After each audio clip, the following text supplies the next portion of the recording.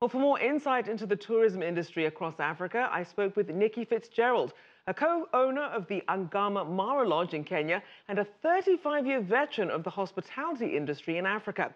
And I began by asking her about the growth trends she's seen across Africa during her decades in the business. Well, that's probably the biggest change we've seen is a move away from just coming to Africa, seeing the animals, meeting the people and going home again, and more so now a trend of wanting to understand what role travelers play when they come to Africa and what impact they have when they come and what impact they can leave behind when they go back to their home countries. And talk about the countries that are the most popular destinations and the activities they go for, because usually people think of safaris and things like that. Has that broadened out much? You know, Rita, I'm only an expert. Well, I kind of understand the Equator South. So I'm not sure what's happening in Central Africa or North Africa, but certainly in Eastern and Southern and South Africa, there's a steady inflow of guests coming. Certainly East Africa, Kenya is regarded certainly by Americans as the home of the safari. That probably started with William Holden and the Mount Kenya Safari Club, dating back to the 1950s and 60s, I think. And then Tanzania opened up much later on. South Africa then took off, certainly on safaris. And in South Africa, you get this wonderful combination of both Cape Town vineyards, beautiful kind of self-driving adventures around the country, and then ending up in the north in the Kruger Park or the surrounds of the Kruger Park. The Victoria Falls in Zimbabwe have always been a great attraction and always will be. They're magnificent. And spinning off that, more safaris in Zimbabwe, very great game viewing. The Okavango Delta in Botswana, another classic.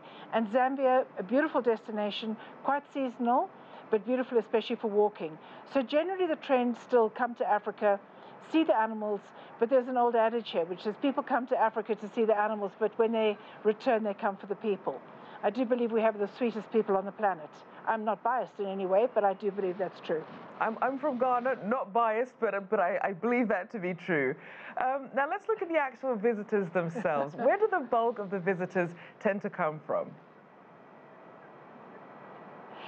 In certainly top-end safari, and I've operated in pretty much every country in sub-Saharan safari Africa. It's 50% from North America, and then a nice big mixture of Central America, Brazil, Mexicans, Brazilians, and then of course the classic markets of the UK and Europe. More and more now starting to open up India, the Middle East coming in. It's nice and easy. The access from the UAE is easy certainly into East Africa, and then of course there is a steady growth of visitors coming in from China. Now, a lot of people consider these sorts of trips to the continent as once in a lifetime. How do you change that perception, especially in North America, that these don't have to be once in a lifetime trips, that they can really keep coming back? Well, they do. So what happens when they plan their first trip to Africa, they plan it with, you know, a lot of detail and some trepidation. It's not a cheap trip, even if you're coming in at the sort of middle end of the market. It's never a cheap trip to come to Africa. And they come and then they go, okay, well, we're going to do Africa. When they come here, they realize, well, Africa's quite a big place. And the thing that they don't expect at all is they all become addicts. And they go home and they come straight back again. So we get guests, repeat guests through my career in working in hospitality in Africa. You get guests who love this continent so much, they come back every second year, some twice a year, certainly every third year. I think Africa bites and it bites deep. And I think what is different in my experience, travel in Africa, it's, again, it goes back to the people. There's this tremendous sense of hospitality, welcome, sweetness, patience, generosity, and that's becoming quite a scarce commodity. I understand from my guests and my experience as a traveler, pretty much everywhere else in the world. In Africa, there's still this wonderful patient service. You know, what can I do to delight you today? And that's quite addictive. Now, in terms of the challenges that Africa's tourism sector faces, what would you say they are? Well, you know, it's a very broad. That's quite a broad question because every country faces their own challenges. If I talk about For instance, currently in Kenya, probably, and I have to sort of touch wood, or we stay in America, knock on wood, our biggest challenge in Kenya is seasonality. The market is driven by the migration coming up from Tanzania and into the Masai Mara. So we're absolutely jam-packed for 4 months of the year. And then there's this perception that when the animals, the migration goes back to the Serengeti, or every single animal goes back to the Serengeti. So there's this tremendous sort of feast or famine, and that is not good for any of us. You know, we want to employ people full-time through the year.